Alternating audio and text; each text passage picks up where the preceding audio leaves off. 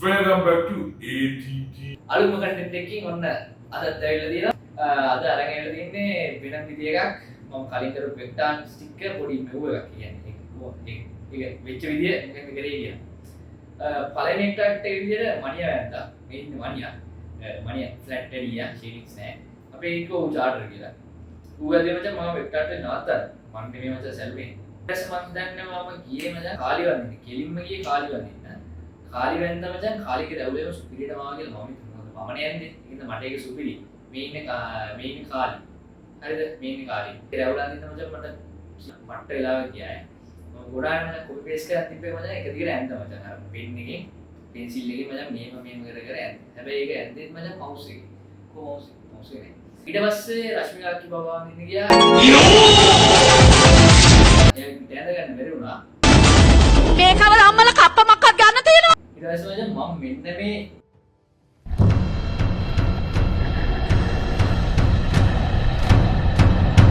මේ ටැප් එක මෙන්න මේ ගත්ත පස්සේ මචං මම කොටා වැන්දා.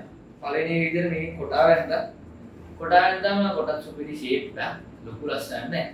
ඊට පස්සේ ස්මෝකියෝ වැන්දා. ස්මෝකියෝ වැන්දේ මචං මම මේකද තියනවා මචං මෙන්න මේ විදිහට පෑන. හරිද? මේ පෑන මචං මෙන්න මේ ගලවලා අන්බොක්සින් කරේ මචං අන්බොක්සින් කරලා chance රෝල් වෙනවා. මෙන්න මේ බැටරිය දාන්න මේ බැටරිය දාලා වයිට් කරලා. ඊට පස්සේ මේකද තියෙනවා මෙන්න මේ විදිහට මේ දින්න අපේ බාණි. හරිද? මෙන්න බටන් තුනක් තියෙනවා. ඇප් එක දාලා මේක කියන්නේ මොකද්ද? 420 නෙමෙයි.